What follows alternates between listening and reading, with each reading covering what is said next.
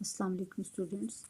Chapter 5 में जो आपके में क्लास वर्क में करने वाले क्वेश्चन है वो क्वेश्चन नंबर सबसे पहले उसमें क्वेश्चन नंबर 17 आ जाता है। एक फोटोन है लाइट का जिसकी एनर्जी 10⁻⁹ जूल है। आपने इस एनर्जी को कन्वर्ट करना है वेवलेंथ, फ्रीक्वेंसी और वेव नंबर में। आपने इसके लिए प्लैंक्स क्वांटम थ्योरी पढ़ी हुई है, हम वो अप्लाई करेंगे और वो फार्मूले यूज़ करेंगे इस एनर्जी को वेवलेंथ, फ्रीक्वेंसी और वेव नंबर में चेंज करने के लिए। जिस टॉपिक से ये रिलेटेड न्यूमेरिकल है वो है प्लैंक्स क्वांटम थ्योरी। डाटा में सिर्फ एक चीज़ गिवन है, एनर्जी ऑफ फोटोन इज 10⁻⁹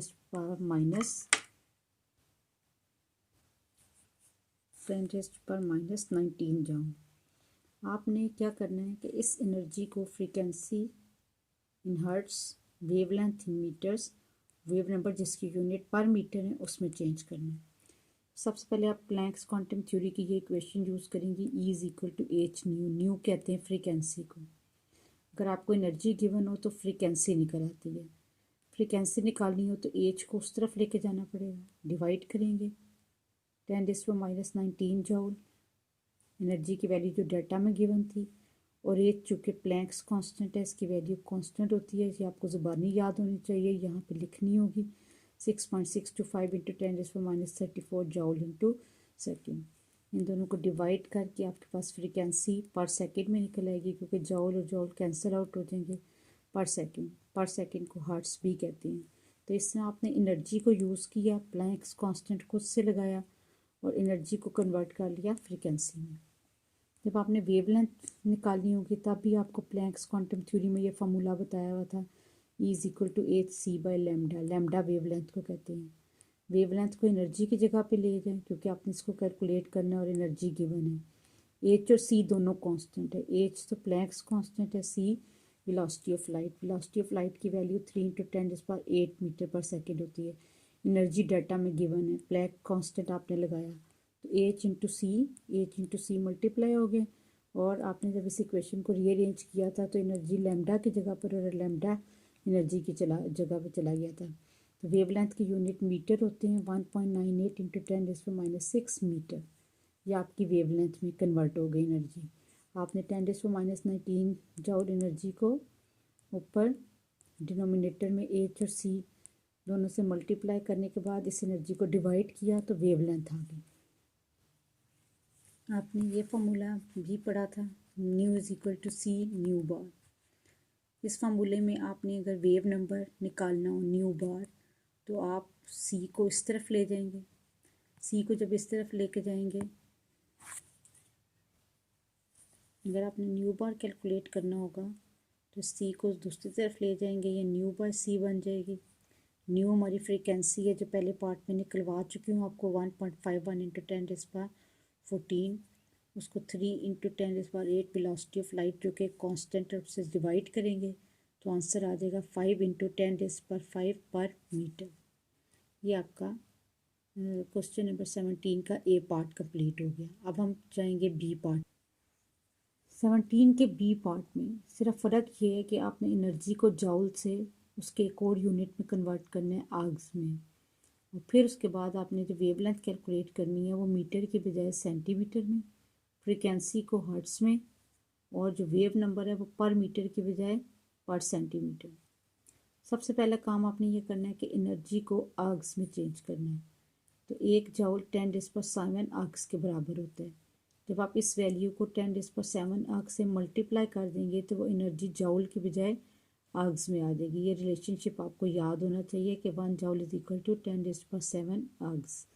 जब आप इस फैक्टर को 10⁻⁷ से मल्टीप्लाई कर देंगे तो एनर्जी जूल से आर्ग्स में चेंज हो जाएगी। जब आप एनर्जी को जूल से आर्ग्स में चेंज करेंगे तो वेलोसिटी ऑफ लाइट को भी मीटर पर सेकंड के बजाय सेंटीमीटर पर सेकंड में चेंज करना होगा। और वेलोसिटी ऑफ लाइट जो है वो जब 100 से डिवाइड होगी तो आपके पास 3 इंटू 10⁻10 आंसर आ जाएगा। 3 इंटू 10⁻10 ये सेंटीमीटर पर सेकंड है।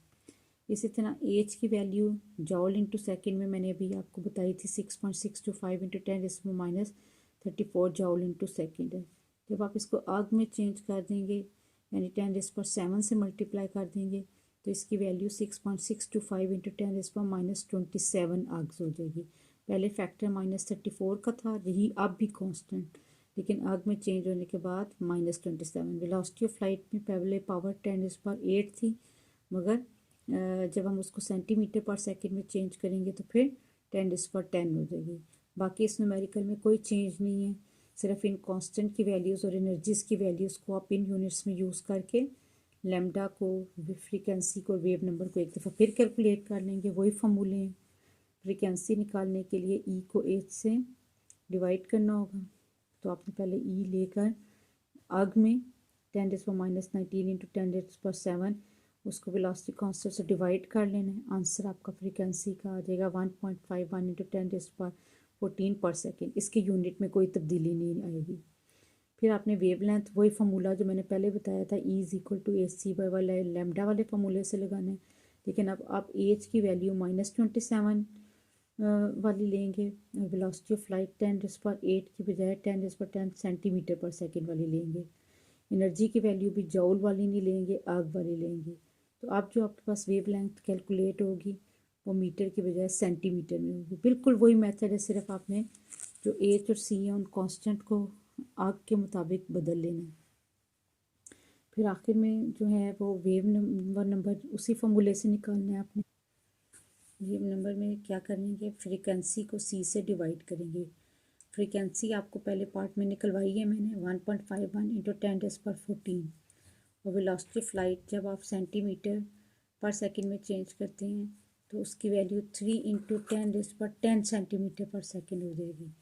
तो जो आपने जो है ना इस पर सेकंड को पर सेकंड से जब कैंसिल कर देंगे तो सेंटीमीटर ऊपर जाके पर सेंटीमीटर हो जाएगा और आपकी जो वेव नंबर की वैल्यू कैलकुलेट होकर आएगी वो 5 इंटू 10⁻3 पर सेंटीमीटर। तो क्वेश्चन नंबर 17 हमारा ये पूरा कंप्लीट हो गया। अब हम जाएंगे नेक्स्ट क्वेश्चन की तरफ।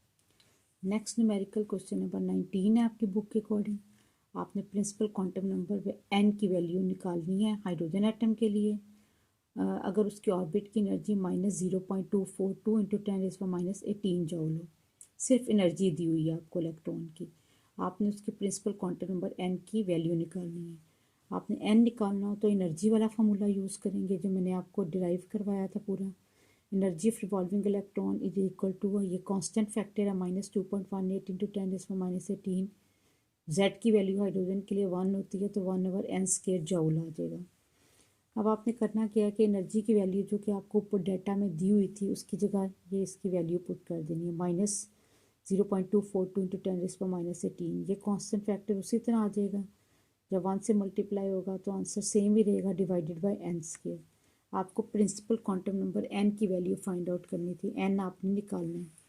तो आपके पास जो n² है वो इस तरफ चला जाएगा और -2.18 इंटू 10⁻18 के साथ ये वाला फैक्टर जब इधर आएगा तो डिवाइड हो जाएगा। माइनस माइनस साइन कैंसिल हो जाएंगे, इन दोनों को सॉल्व करके आंसर आ जाएगा 9।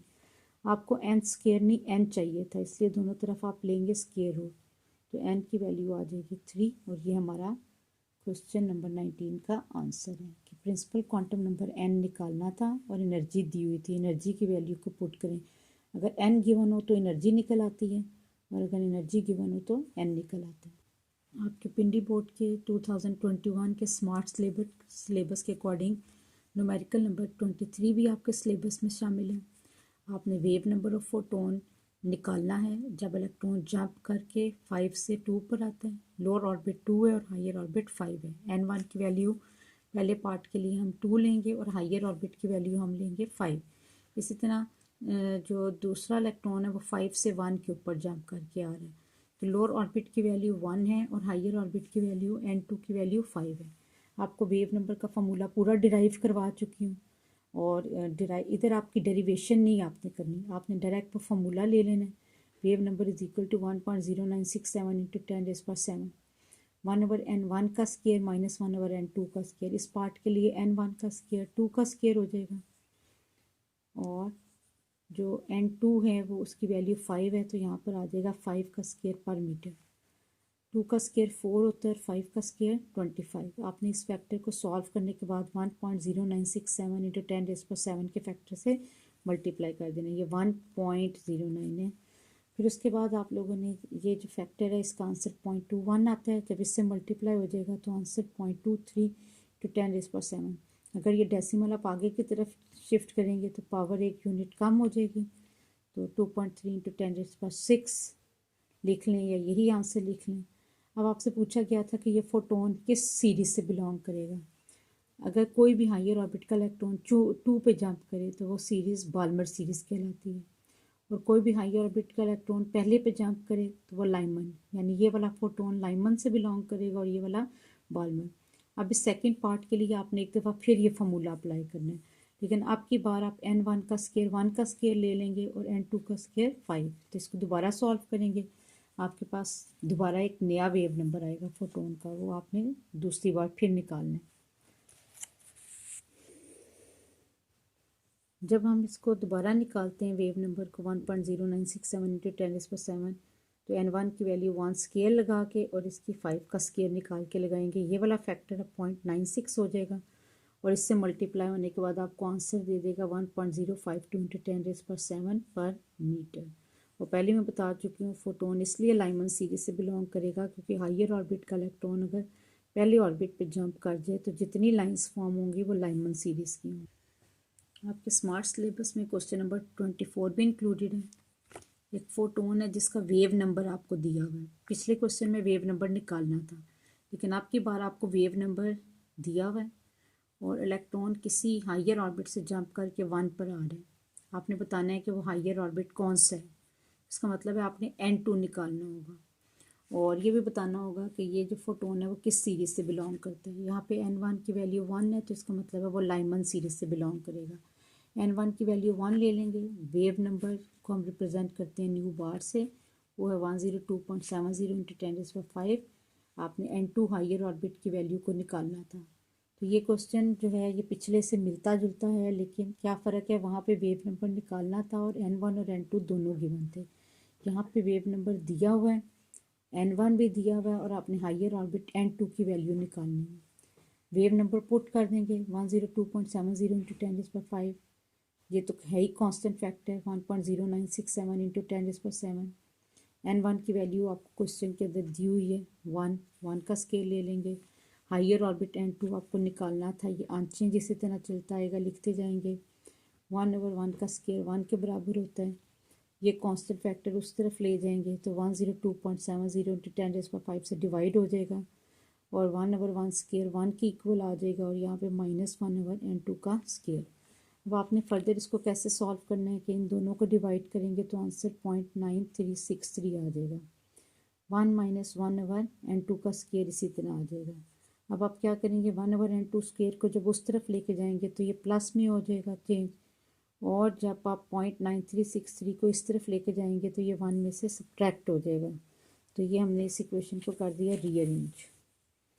1/n2 स्केयर को हम उस तरफ ले आए और 0.9363 को इस तरफ ले आए, तो हमारे पास 1/n2 का स्केयर बराबर हो गया 0.0637 के। n2 का स्केयर निकालने के लिए रीअरेंज करेंगे इक्वेशन को, तो 1 डिवाइड हो जाएगा 0.0637 से। 1 डिवाइडेड बाई 0.0637 15.702 आ गया, 708 आ गया। अब आपने n2 के ऊपर से ये स्केयर को ख़त्म करना है, तो दोनों तरफ ले लेंगे अंडर रूट। जब अंडर रूट लेंगे तो यहाँ पर बच जाएगा n2, और इस तरफ 15 का अंडर रूट 3.96, जो कि हम अप्रोक्सीमेटली ले सकते हैं 4। इसका मतलब है वो हायर ऑर्बिट जिससे इलेक्ट्रॉन जंप करके फर्स्ट पर आया है उसकी वैल्यू 4 के बराबर है, और ये इलेक्ट्रॉन चूँकि हायर ऑर्बिट से जंप करके फर्स्ट पर आया है तो ये लाइंस हमें कहाँ नज़र आएंगी, लाइमन सीरीज़ में। क्वेश्चन नंबर 25 जो आपका स्मार्ट सिलेबस के अकॉर्डिंग इंक्लूडेड है। आपने डी ब्रोगली वेवलेंथ इलेक्ट्रॉन की निकालनी है, लेकिन वो स्पीड ऑफ लाइट से हाफ फेस ट्रेवल कर रहे हैं। स्पीड ऑफ लाइट कांस्टेंट होती है 3 × 10⁸, लेकिन जब वो उससे हाफ फेस कर रहा होगा तो उसकी वैल्यू हो जाएगी 2 से डिवाइड होने के बाद 1.5 × 10⁸। मास ऑफ इलेक्ट्रॉन भी कांस्टेंट होता है, ये कांस्टेंट वैल्यू मैंने लिखी हुई है। प्लैंक्स कांस्टेंट भी कांस्टेंट है, उसकी वैल्यू भी मैंने लिखी हुई है। अब आपने डी ब्रोगली इक्वेशन लेनी है। डी ब्रोगली इक्वेशन में डिराइव करवा चुकी हूँ आपको नोट्स में, लेक्चर में। Lambda is equal to h/m × v। ये सारे h की वैल्यू पुट करें, m की और v की सॉल्व करें, आपके पास वेवलेंथ मीटर में आ जाएगी 4.84 × 10⁻⁻12 मीटर। इसी क्वेश्चन का 25 का दूसरा पार्ट ये था कि आपने मास ऑफ इलेक्ट्रॉन को ग्राम में चेंज करना है। पहले तो किलोग्राम में था, 9.10 इंटू 10⁻31 किलो। 1 किलोग्राम जो है वो 1000 ग्राम के बराबर होता है। तो जब हम इसको 1000 से मल्टीप्लाई कर देंगे तो हमारे पास 9.11 इंटू 10⁻28 ग्राम में आंसर आ जाएगा। आपने सबसे पहला काम ये करना था कि मास ऑफ इलेक्ट्रॉन को ग्राम करना है, में चेंज करना है, और वेलोसिटी ऑफ लाइट को मीटर पर सेकंड से सेंटीमीटर पर सेकंड। ये काम मैं आपको क्वेश्चन 17 में भी करवा चुकी हूँ। जब वेलोसिटी ऑफ लाइट मीटर पर सेकंड से सेंटीमीटर पर सेकंड में चेंज होगी तो रहेगी तो कांस्टेंट, लेकिन उसके ऊपर फैक्टर 10⁻10 आ जाएगा। Half electron half velocity of light से मूव कर रहा है तो इस वैल्यू को हाफ जब करेंगे तो 1.5 इंटू 10⁻10 सेंटीमीटर पर सेकंड आ जाएगा। हमने इलेक्ट्रॉन का मास भी ग्राम में चेंज कर लिया और वेलोसिटी ऑफ लाइट भी सेंटीमीटर पर सेकंड में ले ली। अब जब आप एच प्लैंक्स कांस्टेंट यूज़ करेंगे वो भी अर्ग में यूज़ करेंगे। ये भी मैं पहले आपको क्वेश्चन 17 में करना बता चुकी हूँ। जब इस कांस्टेंट फैक्टर के ऊपर -34 के बजाय -27 लेंगे, कैसे आ जाएगा, क्योंकि 1 जूल 10⁻7 अर्ग के बराबर होता है। इस वैल्यू को 10⁻7 से मल्टीप्लाई कर दें तो 10⁻27 आ जाएगा। तो इस तरह प्लैंक्स कांस्टेंट की वैल्यू अर्ग में -34 की बजाय 10⁻27 अर्ग आ गई। फार्मूला वही यूज़ होगा, lambda is equal to h/m/v। इस फार्मूले में आपने अब प्लैंक्स कांस्टेंट की वैल्यू ये वाली नहीं लेनी -34, क्योंकि अब आपको क्या रिक्वायर्ड है कि आपने वेवलेंथ को सेंटीमीटर में निकालना है। पहले आपने मीटर में निकालना था। अब आप मास ऑफ इलेक्ट्रॉन भी किलोग्राम में नहीं लेंगे, ग्राम में लेंगे। वेलोसिटी ऑफ लाइट जो यहाँ पर सी भी लिया जा सकता है, ठीक है। Half the velocity of light था तो वेलोसिटी ऑफ लाइट 3 इंटू 10⁻10 होता है, उसका हाफ कर लेंगे तो 1.5 आ जाएगा। अब की बार आपके पास जो वेवलेंथ निकली है ये आपके पास सेंटीमीटर में निकली है। क्वेश्चन नंबर 25 के ही सी पार्ट में आपने ये करना था कि जो वेवलेंथ आपने पार्ट 1 में कैलकुलेट की है उसको मीटर की बजाय नैनोमीटर के यूनिट में, एंगस्ट्रॉम और पिकोमीटर के यूनिट में भी चेंज करना है। 10⁻10 मीटर 1 एंगस्ट्रॉम के बराबर होता है, 10⁻9 मीटर 1 नैनोमीटर के बराबर होता है, और 10⁻12 मीटर 1 पिकोमीटर के बराबर होता है। तो हमारा जो आंसर पार्ट 1 का जो आंसर आया था वो ये आया था 4.84 इंटू 10⁻12 मीटर। तो आपको पता है कि 10⁻12 मीटर को हम 1 पिकोमीटर के बराबर ले सकते हैं। तो जब 4.84 1 पिकोमीटर से मल्टीप्लाई होगा तो 1 से मल्टीप्लाई होने के बाद आंसर वही रहेगा 4.84 पिकोमीटर। अब हमें इसी पावर को जो है ना 10⁻10 में चेंज करना है। तो आप क्या करेंगे, आप डेसिमल को 2 पॉइंट पीछे शिफ्ट करेंगे। जब आप डेसिमल को 1 पॉइंट पीछे शिफ्ट करेंगे तो 0.48 और पावर 10⁻12 से -11 हो जाती है। आपने एक पावर को और नीचे लेकर आना है 10⁻10, तो आप इस डेसिमल को और एक डिजिट आगे ले जाएंगे तो 0.048 इंटू 10⁻10 हो जाएगा। 10⁻10 जो होगा वो 1 एंगस्ट्रॉम के बराबर होता है। जब हम इस 0.048 को 1 एंगस्ट्रॉम से मल्टीप्लाई करेंगे तो क्या आ जाएगा 0.048 एंगस्ट्रॉम। अब आपने तीसरी बार, अब आप ये 2 काम कर चुके हैं। अब अपनी वेवलेंथ को एंगस्ट्रॉम और पिकोमीटर दोनों में चेंज कर चुके हैं। अब आपने उसको नैनोमीटर में भी चेंज करना है। अब आपको ये जो पावर है वो 1 यूनिट और नीचे लेकर आनी है, -9 पर लेकर आनी है। तो आप डेसिमल को और एक डिजिट पीछे शिफ्ट करेंगे। तो पहले 0.048 था, जब और डेसिमल को पीछे शिफ्ट करेंगे तो एक और ज़ीरो का इजाफा हो जाएगा 0.0048, और पावर 10⁻10 के बजाय हो जाएगी 10⁻9। तो अब 10⁻9 मीटर चुके 1 नैनोमीटर के इक्वल होता है, तो ये आपका आंसर आ जाएगा 0.0048 नैनोमीटर। इस तरह हमने वेवलेंथ को पिकोमीटर, एंगस्ट्रॉम और नैनोमीटर तीनों में चेंज कर लिया, इस यूनिट से मीटर से। आपने बस ये चीज़ याद रखनी है कि 10⁻12 1 पिकोमीटर के इक्वल है। ये तो ऐसा सच आंसर आपका यही आ गया। फिर आपने इस पावर को 2 डिजिट नीचे लेकर आना है, तो आप इस डेसिमल को 2 डिजिट पीछे लेके जाएंगे। 0.4 के पीछे कोई डिजिट नहीं है तो हमें ज़ीरो का इजाफा करना पड़ा, तो -12 -11 से -10 पर आ गया। हमें 10 के बाद 9 पावर अगर लेकर आनी है तो हम और एक डिजिट पीछे जाएंगे, लेकिन ज़ीरो से पीछे कोई डिजिट नहीं है तो हम खुद से ज़ीरो का इजाफा कर लेंगे 0.0048 इंटू 10⁻⁹ 10⁻⁹ एक नैनोमीटर के इक्वल है। तो फाइनली आपका आंसर नैनोमीटर में बन गया 0.0048 नैनोमीटर। ये आज हमारा चैप्टर कंप्लीट हो गया। जो क्वेश्चन आपने होमवर्क के लिए करने हैं स्मार्ट सिलेबस के अकॉर्डिंग वो ये हैं क्वेश्चन नंबर 4, 5, 6, 7, 8, 9, 10, 11, 14 एंड 16। इनमें मोस्टली के आंसर मैं आपके साथ शेयर कर चुकी हूँ। फिर भी कोई प्रॉब्लम हो तो आप मुझसे रब्ता कर सकते हैं। Thank you.